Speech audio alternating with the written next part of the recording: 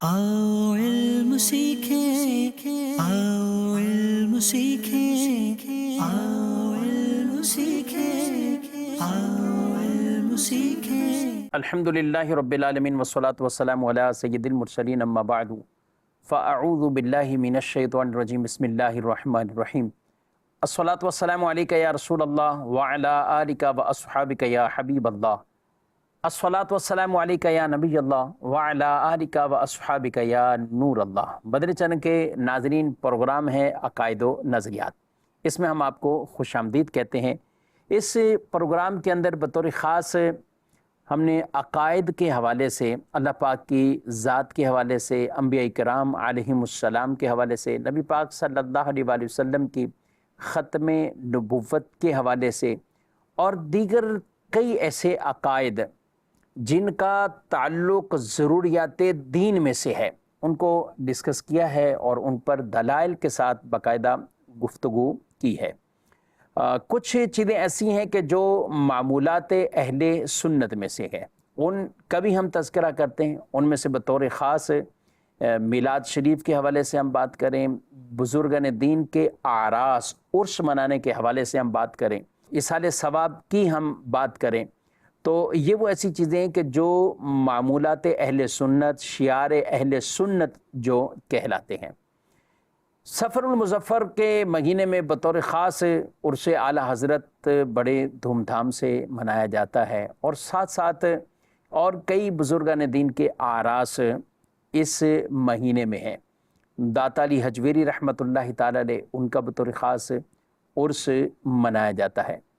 उर्स की शरई हैसियत, उर्स का सबूत कहाँ से है और कौन से ऐसे दलाइल हैं कि जिनकी रोशनी में उर्स मनाना या दीगर हम अपने जो मरहूमीन के लिए फ़ातिहा दुरूद जो कुछ भी नेक अमल करते हैं, उनके पीछे रीज़न क्या है, बेसिक दलाइल क्या हैं, उस पर आज हम गुफ्तगू करेंगे। याद रखें कि उर्स का माना वो शादी खुशी के तौर पर है। उर्स यानी ये खुशी वाले माना में है। अब आप कहें कि उर्स का माना शादी खुशी, और ये तो बज़ाहिर उनके विसाल का दिन होता है, तो उसको उर्स से ताबीर क्यों किया जाता है? असल वजह ये होती है कि अल्लाह के नेक बंदे, प्यारे बंदे जब वो दुनिया से रुखसत होते हैं, तो अब दुनिया से तो उन्होंने पर्दा फरमाया, वो विसाल फरमा गए, लेकिन हकीकत में वो कामयाब हो गए और वो विसाल हकीकी उन्हें नसीब हो गया। रब तबारक व तआला की तरफ से इनामात, नवादिशात जो अल्लाह नेक बंदों पर और कामिल बंदों पर, अपने नेक साले और औलिया बंदों पर जो अल्लाह की नवादिशात हैं, वो जो अल्लाह उन्हें अता फरमाता है, जिसे हदीस से पाक के अंदर फरमाया गया कि जब वो सारे सवालों के जवाबात में आदमी पूरे दुरुस्त जवाब देता है, उसको कब्र में क्या इनाम मिलता है? उसकी वो कफन, उसके लिबास को जन्नती लिबास में तब्दील कर दिया जाता है, उसके नीचे जन्नती बिछौना बिछ जाता है, उसका वो कब्र का वो घर ही जन्नत का बाग बन जाता है और हद निगाह तक उसके लिए वसी है। और उसे कहा जाएगा नम का नौमतिल उरूस, सो जा जैसे दुल्हन सोती है। सारे जानते हैं दुल्हन खुशी मनाती है, सोती नहीं है, बल्कि वो दुल्हन के लिए वो एक बड़ी खुशी का दिन होता है जब उसकी ज़ाहिर रुखसती है। तो इसी से ये ताबीर करते हुए और इसी से लफ्ज़ ये उर्स निकला है कि उर्स मुबारक इसलिए कहा जाता है कि वो अल्लाह के नेक बंदे जब दुनिया से पर्दा फरमाया उन्होंने, और वो हकीकी विसाल उन्हें नसीब हुआ है और अब अल्लाह की उन पर ऐसी नवादिशात हैं, तो उनके लिए वो खुशी का दिन है, उनके लिए वो खुशी का दिन है। तो जो अल्लाह ने उन पर इनामात करामत फरमाए और वो उन इनामात से खुश हैं, तो इसी से ताबीर करते हुए उर्स कहा जाता है। उर्स मुबारक, बुजुर्गान दीन के आरास। हकीकतन तो वो अगर आम कोई किसी का इंतकाल होता है तो हम बरसी कहते हैं, आम किसी मुसलमान का, मोमिन का, तो हम कहते हैं भी बरसी है, सालाना फातिहा का है। लेकिन इन بزرگان دین کا عرس کہا جاتا ہے کہ یہ ان کے لیے خوشی کا دن ہے، جو ان کو وہ لقاء حاصل ہوئی اور اللہ کے ان پر انعامات ہوئے ہیں کہ نم کا نومت العروس کے مصداق بن جاتے ہیں، وہ خوشی کا دن ہے قبر والے کے لیے، تو اس لیے اس کو عرس سے تعبیر کیا جاتا ہے۔ حقیقتاً یہ اصال ثواب ہے، یعنی عرس ایک نام دیا جاتا ہے، لیکن حقیقت میں یہ جتنے بھی اجتماعات بزرگان دین کے جو آراس منائے جاتے ہیں تو ان میں کیا کام ہوتے ہیں؟ وہاں نعت خوانی ہوتی ہے، وہاں تلاوت کلام پاک کی جاتی ہے، وہاں بیان کا سلسلہ ہوتا ہے، ذکر و اذکار ہے، کھانے پینے کے اہتمام ہے، یعنی لنگر نیاز ہے۔ تو مجھے بتائیے کہ ان سارے کاموں میں سے کون سا ایسا کام ہے کہ جو کہے کہ قرآن سے ثابت نہ ہو یا حدیث سے ثابت نہ ہو؟ کیا قرآن پڑھنا قرآن سے ثابت نہیں؟ قرآن کی تلاوت ہی تو ہو رہی۔ کیا نعت شریف نبی پاک صلی اللہ علیہ وسلم کی حمد اور ثنا بیان کرنا، کیا قرآن مجید فرقان حمید میں حضور علیہ الصلوۃ والسلام کی تعریفیں نہیں کی گئی؟ آپ کی شانوں کو بیان نہیں کیا گیا؟ کیا رسول اللہ صلی اللہ علیہ وسلم کے صحابہ باقاعدہ نعت کا اہتمام نہیں کرتے تھے، پڑھتے نہیں تھے؟ ہمیں تو ترمذی شریف کی روایت یہ واضح طور پر بیان کر رہی ہے، ممبر باقاعدہ رکھا جاتا تھا مسجد کے اندر۔ کیوں رکھا جاتا تھا؟ حضرت حسان کھڑے ہو کر اس پہ وہ اشعار سناتے تھے، نعتیں سناتے تھے کہ جو نبی پاک صلی اللہ علیہ وسلم کی شان میں لکھے ہوئے۔ تو یہ عمل حدیث سے ثابت ہے۔ کھانا کھلانا قرآن سے بھی کھانا کھلانے والوں کے لیے، اور حدیث پاک کے اندر بھی ان کے فضائل کو بیان کیا گیا ہے۔ واعظ و نصیحت بیان کرنا، تو یہ تبلیغ اور واعظ کرنا، امر بالمعروف و نہی عن المنکر کرنا قرآن سے بھی ثابت ہے، حدیث سے بھی ثابت ہے۔ تو عرس کے اندر جتنی بھی یہ ایکٹیویٹی یا جتنے بھی معاملات کیے جاتے ہیں بطور خاص جن کا میں تذکرہ کر رہا ہوں، تو یہ ساری وہ چیزیں ہیں کہ جو باقاعدہ قرآن اور حدیث سے ثابت ہے۔ قرآن میں بھی ان کے تذکرے عموم کے اعتبار سے، اور حدیث طیبہ میں بھی ان کے تذکرے عموم کے اعتبار سے۔ تو یہاں ساری چیزیں ایک ساتھ جمع ہو گئی، اور اسی بہانے لوگ اللہ اور اس کے رسول کا ذکر کرتے ہیں، دین کی طرف ان کا رجحان بڑھتا ہے، اللہ والوں سے نسبت اور پیار ان کا بڑھتا ہے، اسی کو عرس سے تعبیر کیا جاتا ہے۔ اور بیسک ہے کیا؟ یہ ایصال ثواب، ان کی بارگاہ میں ثواب نظر کیا جاتا ہے، ان کی بارگاہ میں پیش کیا جاتا ہے، ان کی تعلیمات کو سنا جاتا ہے، اور لوگوں کے دل وہ نرم ہوتے ہیں ان ہستیوں کے، ان کے مزارات پہ جا کر ان کو وہ برکات حاصل ہوتی ہیں، ان کے دل بھی نرم ہوتے ہیں اور وہ ایصال ثواب بھی کرتے ہیں۔ تو عرس کی جو شرعی حیثیت ہے کہ سال بعد عرس کا حوالہ، اور اس پر بطور خاص ایک حدیث پاک کہ نبی پاک صلی اللہ علیہ وآلہ وسلم آپ سال میں ایک دفعہ آپ شہدائے احد کے مزارات پر آپ تشریف لے کر جاتے تھے، آپ ان کے مزارات پر جاتے تھے۔ علماء نے اس سے بھی عرس کی حیثیت کے اوپر گفتگو کی ہے، اور حیثیت عرس کی شرعی حیثیت پر اس سے دلیل اخذ کی کہ نبی کریم علیہ السلام شہداء کے مزار پر جاتے تھے، اور سال بعد جاتے تھے۔ سال کے شروع میں آپ بھی گئے، پھر خلفاء کا بھی یہ معمول رہا، اور آج تک اہل مدینہ کا یہ انداز رہتا ہے۔ بدھ کے دن بطور خاص اہتمام کرتے ہیں، اور ویسے بھی حاضری دیتے ہیں سید الشہداء امیر حمزہ رضی اللہ تعالیٰ عنہ اور دیگر جو شہیدان احد ہیں، اور وہاں ان کے جو مزارات ہیں وہاں پر حاضری دیتے ہیں۔ تو اصل مدعا سمجھنا چاہیے وہ ہے ایصال ثواب۔ اب پھر خاص بزرگوں کے قرب کی وہ برکتیں، وہ اللہ برکتیں بھی عطا فرماتا ہے، وہ اللہ برکتیں بھی عطا فرماتا ہے، ان کے توسل سے ہماری دعائیں بھی قبول فرماتا ہے۔ سبحان اللہ، دعا اللہ نہیں قبول کرنی ہے، لیکن ایسے اولیاء کا جو وسیلہ اور قرب مل جاتا ہے، رب تبارک و تعالی بطور خاص ان کی دعاؤں کو قبول فرماتا ہے۔ تو یہ ایک خلاصتاً میں نے عرض کیا کہ عرس کے اندر جو معمولات کیے جاتے ہیں، لیکن بیسک پیچھے ریزن وہ ایصال ثواب، یعنی یوں سمجھ لیں کہ عرس ہو، برسی ہو، سویم ہو، 40واں ہو، 10واں کو محرم شریف کی نیاز ہو یا کسی اور مہینے کی نیاز ہو، اولیاء صالحین کی بارگاہ میں نیاز کا ثواب پہنچانا ہے یا عام مومنین کے لیے ثواب، ایصال ثواب کا اہتمام کرنا ہے، تو اصل جڑ جو اس کی کہلائے گی وہ ہے ایصال ثواب۔ ایصال ثواب، اصل جڑ جو ہے وہ ایصال ثواب۔ اب ایک درخت ہے، اس کے اوپر کئی شاخیں نکلی ہوئی، ٹھیک ہے، ایک شاخ ادھر جا رہی، ایک ادھر جا رہی، ایک سامنے ہے، ایک پیچھے ہے، سب پھلدار شاخیں ہیں، لیکن اصل جڑ اس کی اسی سے وہ شاخیں متعلق ہے۔ وہ جڑ قائم ہے تو وہ شاخیں بھی قائم ہیں، جڑ نہ ہو تو وہ بھی قائم نہ رہے۔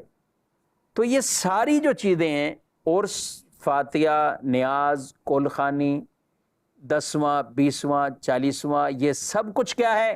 یہ ایصال ثواب۔ یہ جڑ کیا ہے؟ وہ ایصال ثواب ہے۔ اور ایصال ثواب کسے کہتے ہیں؟ کہ ایک آدمی کے عمل سے دوسرے کو فائدہ پہنچنا، ایک کا عمل وہ دوسرے کے لیے ایصال کر دے، اسے پہنچا دے، تو یہ کہلاتا ہے ایصال ثواب۔ بہت سے لوگ اس کو یوں تعبیر کر دیتے ہیں، بھائی فائدہ ہونا ہی نہیں ہے، ایک کے عمل سے دوسرے کو فائدہ ہی نہیں ہونا۔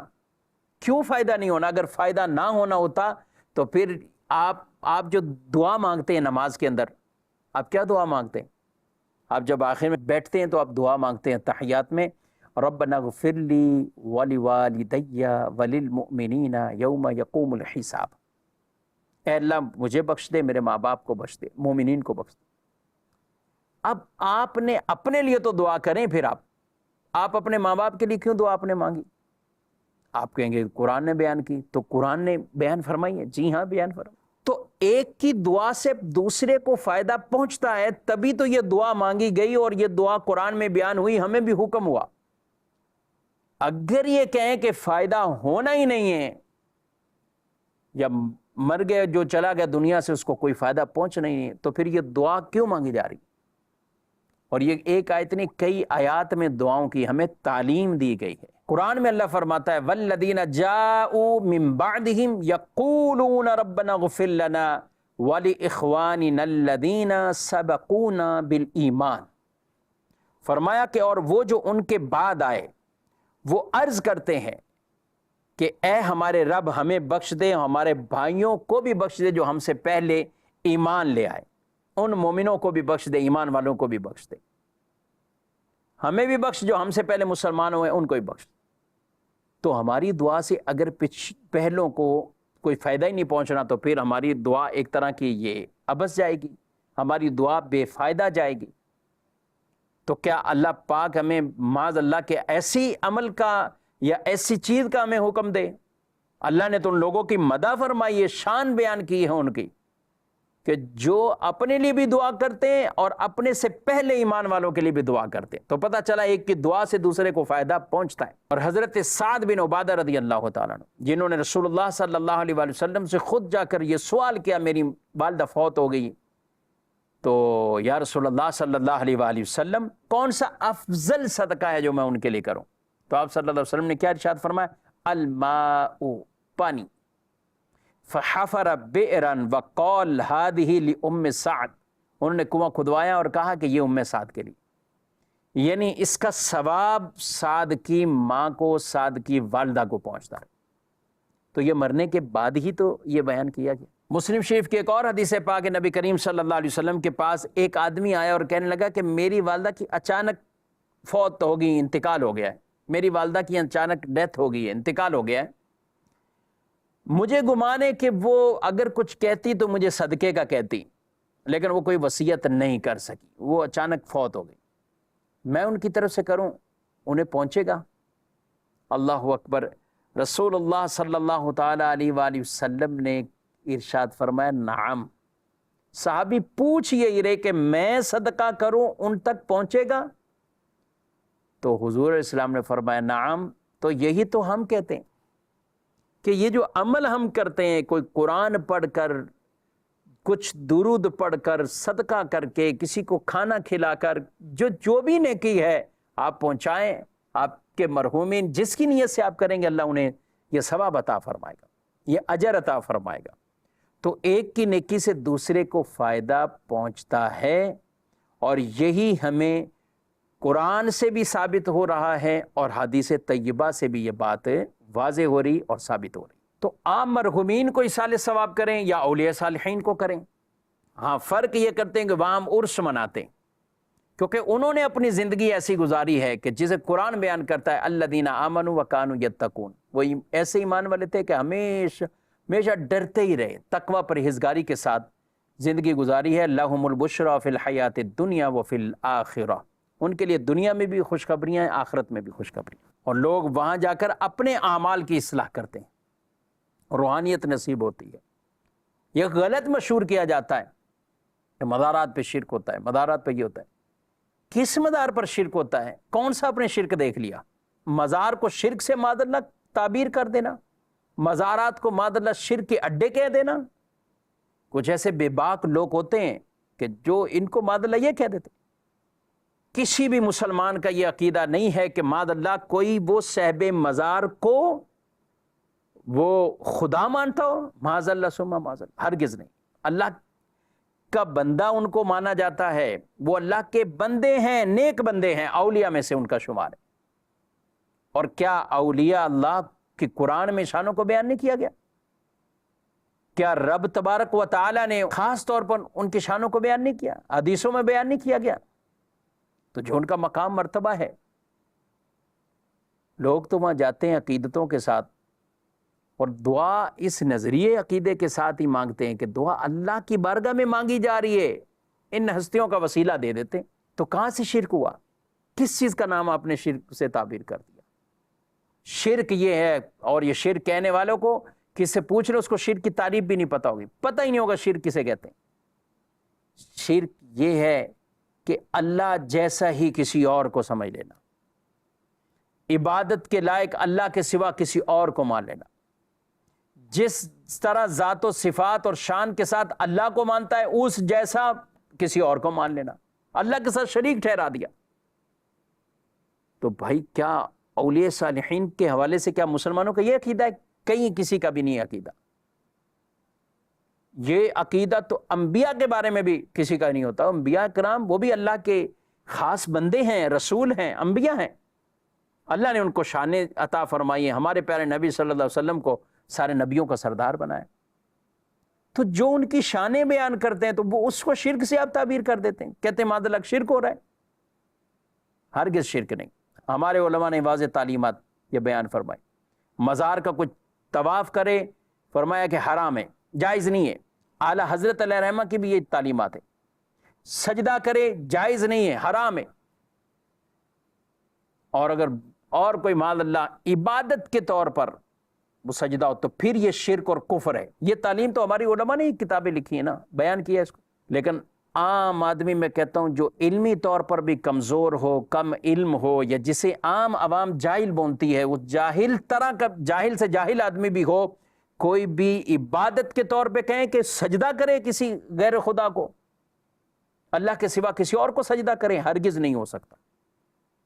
کورا آدمی، عام نارمل آدمی بھی کبھی کسی کو سجدہ نہیں کرے کہ وہ عبادت کے طور پر سجدہ کر رہے ہیں۔ ہاں اگر اپنی جہالت کی بنا پر کوئی کسی جگہ سجدہ کرتا ہے تو اس کو یہ کہا جائے گا کہ یہ حرام کر رہا ہے، یہ کہا جائے گا کہ یہ حرام کر رہا ہے۔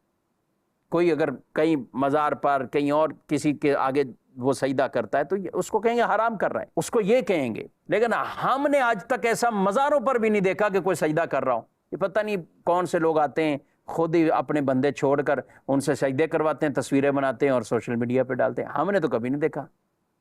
لیکن پھر بھی یہ ہماری ذمہ داری ہے، ہم آپ کو درست مسئلہ بتا بھی رہے ہیں، آگاہ بھی کر رہے ہیں کہ اگر کوئی سجدہ کرے حرام کر رہا ہے، اور اگر عبادت کے لیے سجدہ کسی مزار پر کرے گا تو یہ کفر اور شرک ہے۔ لیکن ایسا مزارات پر ہوتا نہیں ہے، ایسا مزارات پر نہیں ہوتا۔ ہم تو ان کا وسیلہ دے کر اللہ کی بارگاہ میں دعا کرتے ہیں۔ وہ اللہ کے نیک بندے، برگزیدہ بندے ہیں، ان کے توسل طفیل دعا کرتے ہیں، اللہ ہماری دعاؤں کو قبول فرماتا ہے۔ امام شافعی رحمۃ اللہ تعالی علیہ کروڑوں لوگوں کے پیشوا ہیں، امام ہیں۔ انہوں نے حضرت امام اعظم رضی اللہ تعالیٰ ان کے مزار پر جاتے ہیں، کہتے ہیں جب بھی کوئی مشکل آتی ہے ان کے مزار پر جاتا ہوں، 2 رکعت نماز پڑھتا ہوں، دعا مانگتا ہوں، ان کا وسیلہ دیتا ہوں، میں وہاں سے اٹھتا نہیں، رب میری حاجتیں پوری فرما دیتا ہے۔ سبحان اللہ۔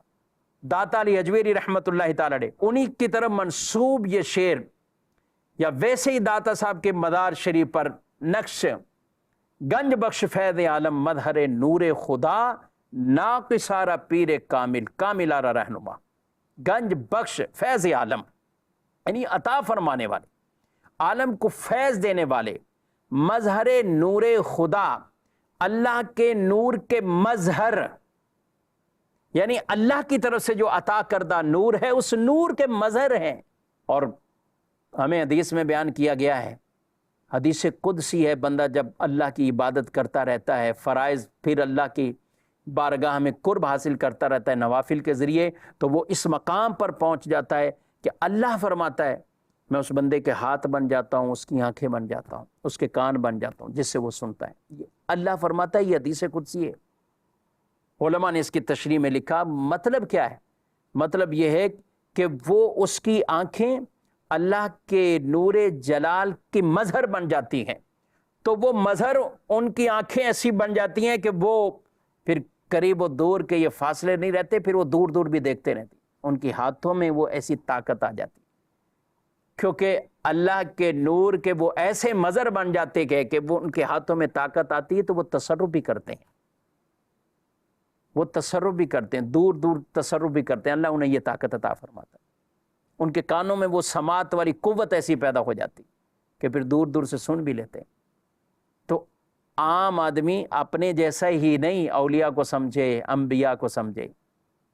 قرآن نے حضرت سلیمان علیہ السلام کا واقعہ بیان کیا ہے کہ انہوں نے ایک چونٹی کی 3 میل دور کی مسافت پر، اتنے میلوں دور کی مسافت پر چونٹی کی آواز کو سنا، فَتَبَسَّمَ ضَاحِكًا مِّن قَوْلِهَا، چونٹی کی آواز سن کر آپ مسکرا دی کہ یہ چونٹی ہمارے خوف سے کہ ہمارا لشکر آ رہا ہے تو اپنی چونٹیوں کو کہہ رہی ہے کہ تم داخل ہو جاؤ اپنی سوراخوں میں، کہیں ایسا نہیں ہو کہ یہ آئیں اور تمہیں نقصان پہنچا دیں۔